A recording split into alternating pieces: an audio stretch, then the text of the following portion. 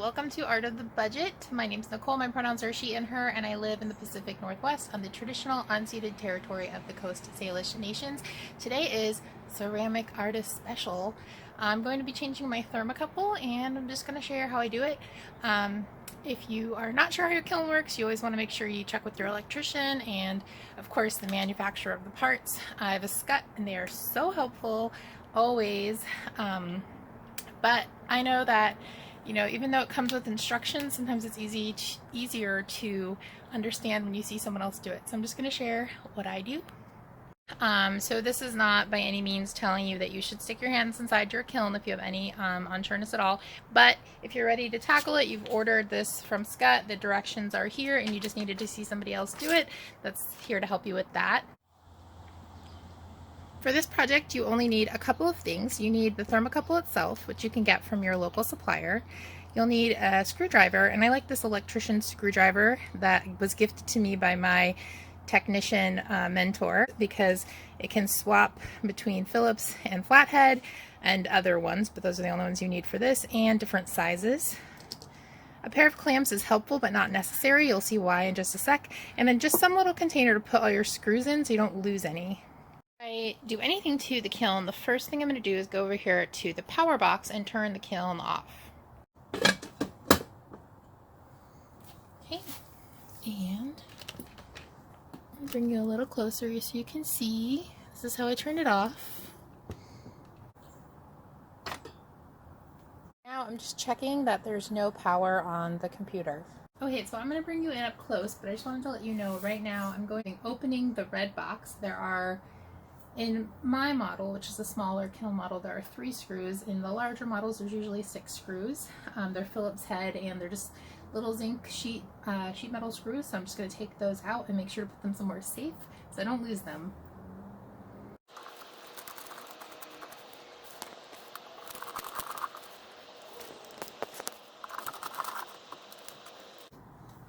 Okay, so now we're inside, and you can see the thermocouple.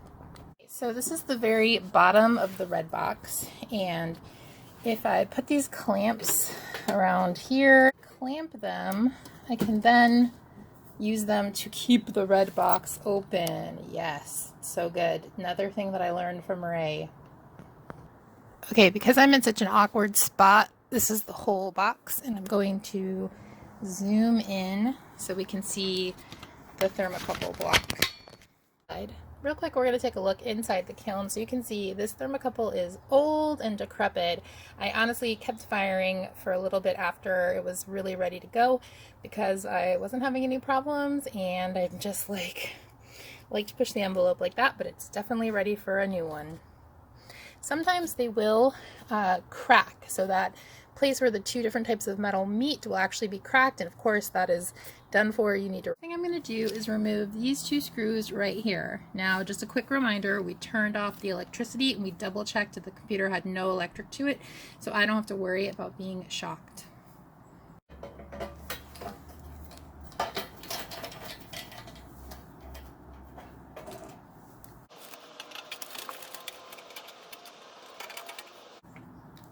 Okay, so now this is loose, and we can just pull the whole thermocouple out.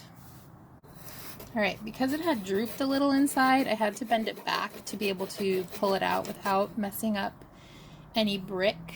No problem, because we're just going to toss this when we're done. Okay, so basically to remove this, we just have these 2 screws here that are holding these prongs in, and we'll just loosen them and remove it. Before I remove it, I'm going to take the thermocouple out of the package. And when I do that, I will notice that one side is red and one side is not painted. Keep that in mind for later. I'm going to carefully remove this rubber band, and that is just holding these porcelain gaskets on, and this porcelain casing or alumina casing is just to make sure that none of this metal touches the metal of the kiln or the red box. While we're here on the old one, we'll just notice that this side is red. So that is where the red side of our new thermocouple is going to go. Now I'm just going to loosen these two inside screws, and again, you can see those prongs are just being held in place by those screws. You don't have to do anything with these outside screws that are connecting to the red box.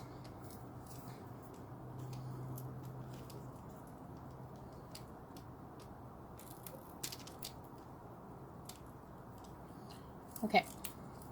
So as you can see, I've just loosened them. They're still connected. This piece slides out. Now this is trash. You can save, some people do keep a few of these gaskets around just in case one were to fall off, and you'd have a spare on hand, because you definitely never want to go without them. You can short out your entire kiln that way. But basically, yeah, this is trash. However, I have also seen people make jewelry out of these. They are kind of bead-like. Okay, so now I've got our new thermocouple. I'm going to slide this into these two inner holes, back into those little sections that were being held before.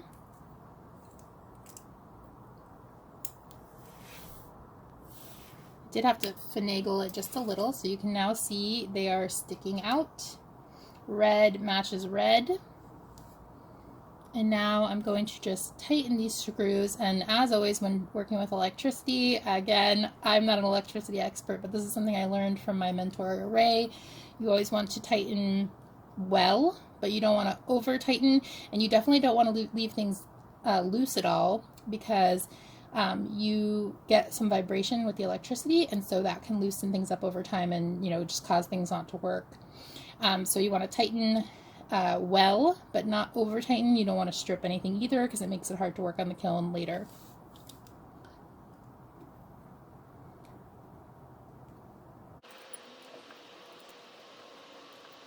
So that is about it. Now we're just going to slide this back in.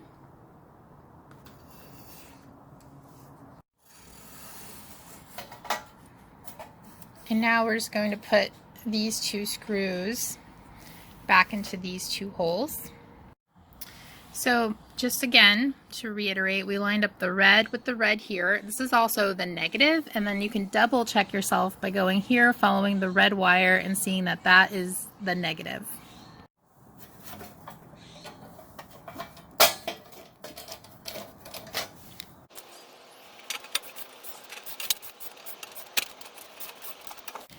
Now I'm just going to do one last check to make sure that every screw is tightened, just tightened well, not over tightened and not loose at all.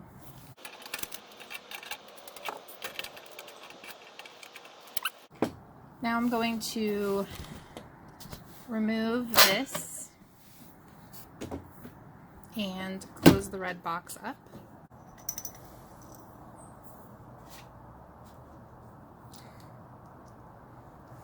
Okay, so yeah, I'm just connecting these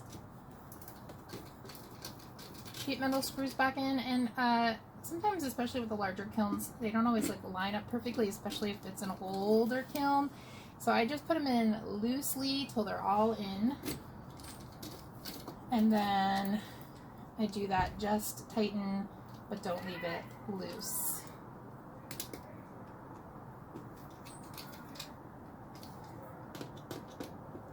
And if I'm being honest, I've worked on older kilns where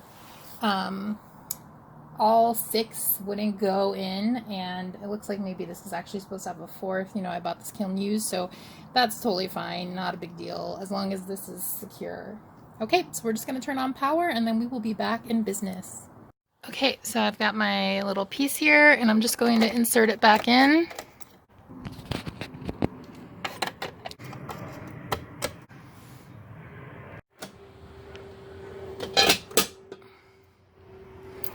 Go over to our computer, and we have power. Let's go back inside, looking a lot better. Don't judge my bottom kiln shelf too much.